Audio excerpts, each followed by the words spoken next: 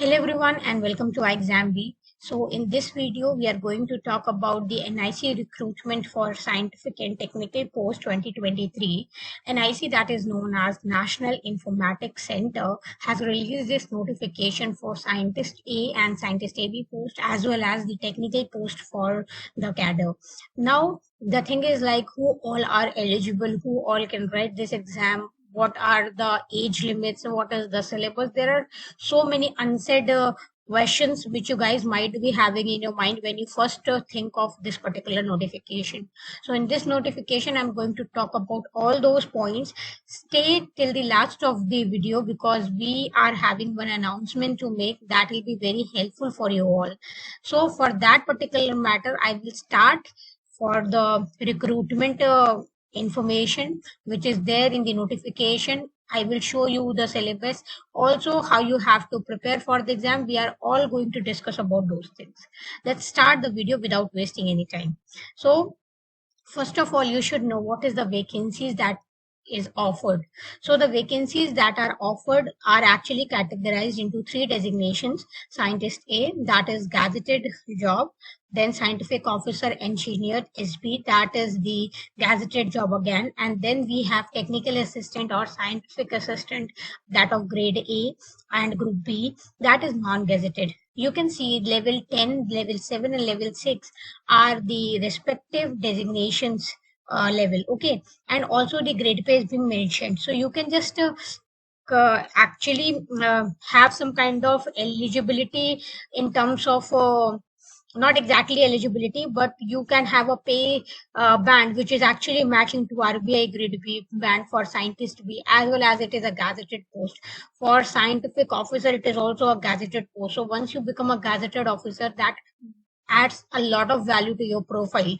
So this is a very good job. I have many of my friends who are working in NICs, and that particular job is an office based job. There is no public dealing.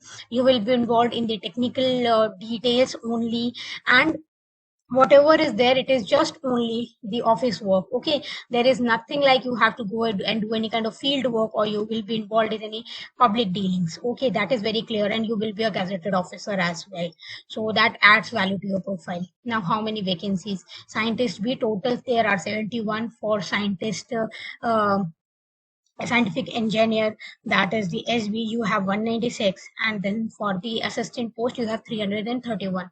For all the three designations we have separate set of syllabus, separate kind of recruitment process, but the notification is same. In this particular notification only you will get the details of all the three designation.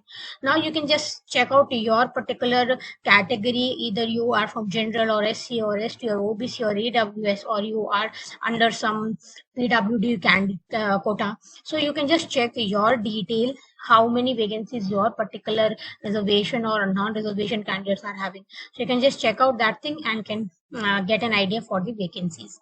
Now let's come to the next thing, that is the date, which is very important because you have to apply within that range only. As of now, they haven't released the examination date. They have only released the application timeline, which is from 4th of March 10 a.m. to 4th of April 5:30 p.m. It is not 12 a.m. or p.m. to be exactly said. There are differences.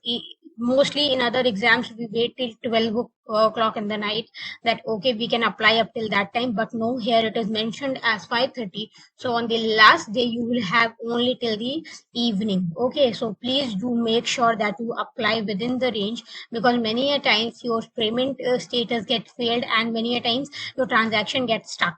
So that particular kind of situations arises when you're not able to get the status as successful in your application. So don't wait for the last day. I will say start your application to get the preferred center for the examination as per the notification. Now again, I will mention the timelines, that is the 4th of March to 4th of April. You have to make sure that you have a valid email ID and an active mobile number to proceed for the application. Other than that, what is the eligibility criteria? So in this particular thing, you can find the eligibility criteria. For scientist B, you can see they have opened a lot of categories to be applicable for application. You can have a bachelor degree in engineering or BTech or Department of Electronics and Accreditation for computer courses, B level courses, basically associate member of Institute of Engineers, graduate institutes of electronics and telecommunication engineer, or you can have master's degree, that is MSc, or you can have master's degree in computer application, that is MCA. You can also have master's degree in engineering, that is ME or MTech. Also, you can have master degree in philosophy, that is MPhil in the field as mentioned below. So all these degrees are applicable in the below categories, that is electronics and communication, computer sciences, computer networking security, computer application, software system, information technology management, informatics, computer management, cyber law, electronics and instrumentation. You can just fit into any of these, and if you are fitting in any one of these, having the desired degree, you can apply. Okay, then the second one is for the scientific officer and the scientific, or you can say the technical assistant. So here you should have MSc, MS, MCA, B or BTech in the any of the combination which are listed below. Here they have decreased somehow the fields which are allowed, and they are only maintaining electronics, electronics communication, electronics and telecommunication, computer sciences, computer and networking security, software system, IT and informatics. So there are many people like cyber law, electronics and instrumentations are not basically allowed. So you just find in which category you actually fit, and then you can apply. The most special part of this particular drive is that they require no experience. So if you have an experience, that will add value to your profile. But if you are a freshie, or if you're a freshie, you don't even need that thing. Okay, so no experience is required for any particular post, that is the scientist B or scientific officer or the assistant one. So they all are the jobs for the freshers. So the people who have just got graduated, they are fit for this particular job role.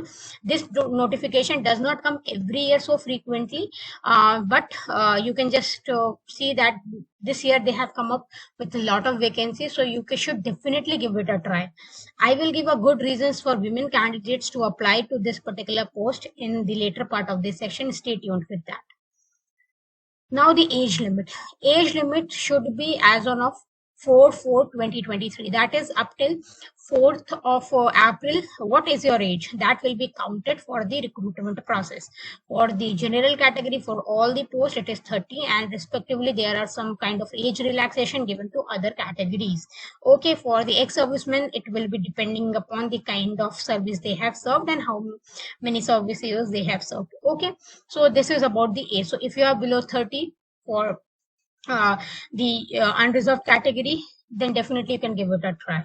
And then anyone who is fitting into the age criteria as well, they can also give it a try.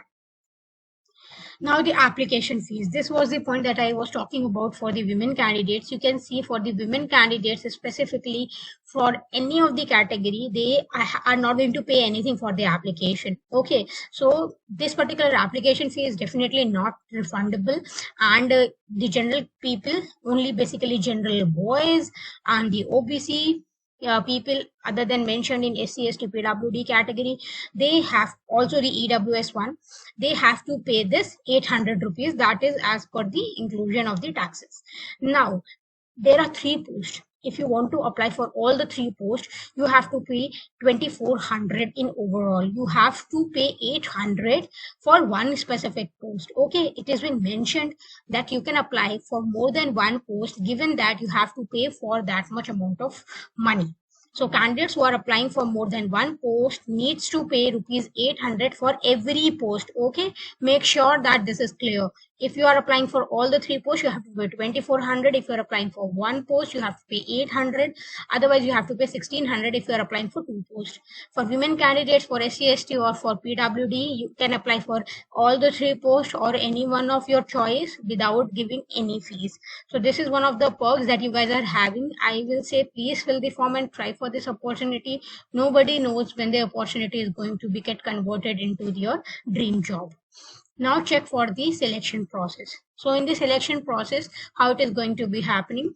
It is going to happen via 2 phases basically. One will be a written examination followed by your interview. During the interview, you will have your DV, that is the document verification. So selection of the scientist B thing, and for scientific officer, okay, that will be done through written examination.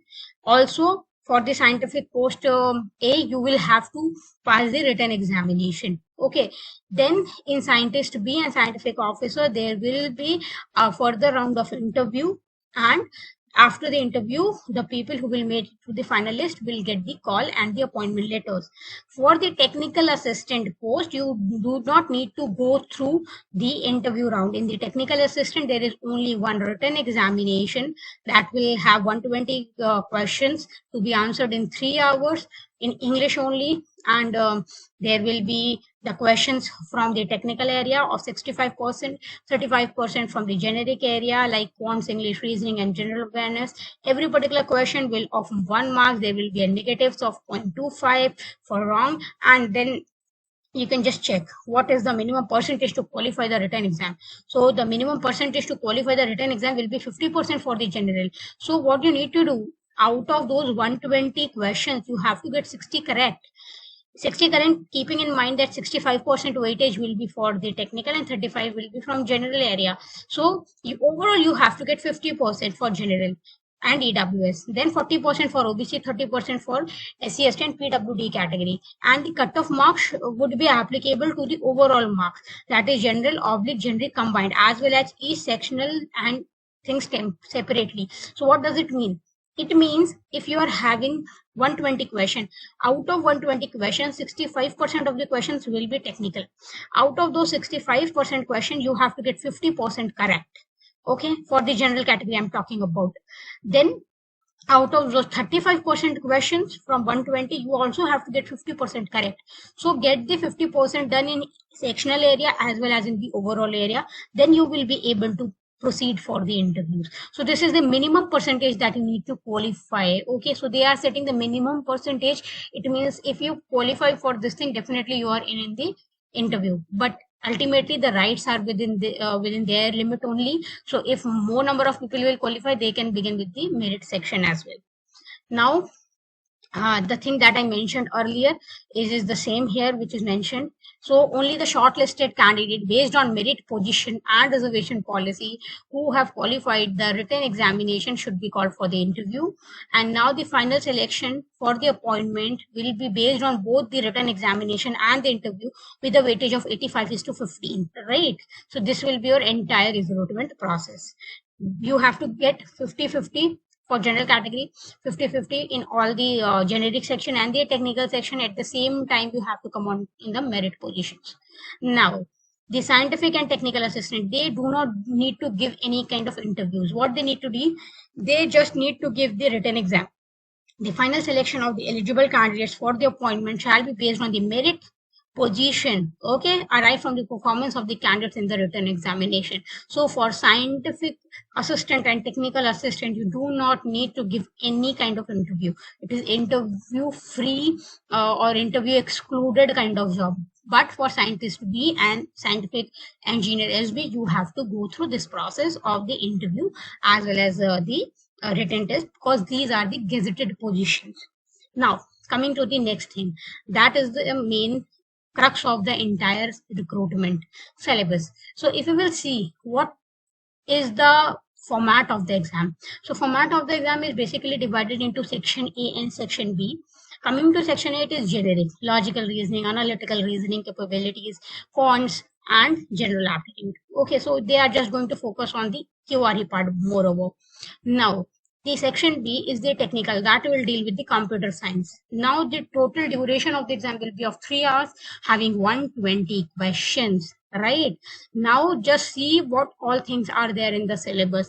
There are 3 to 4 topics which are actually not exactly the part of computer science, but they have mentioned because they might need it, that kind of expertise with the job in the organization. So for that matter, they have kept the electrical engineering and one of the topic that is called as analog and digital communication. Many, or you can say every computer science graduate is not so much comfortable with these two topics, but apart from that, every topic is doable if you have prepared for GATE kind of exam, or if you have even seriously studied your curriculum of the BTech or any particular thing like MCA or MTech, you might be very familiar with these things. Okay, so these are okay topics which you have read at least one time.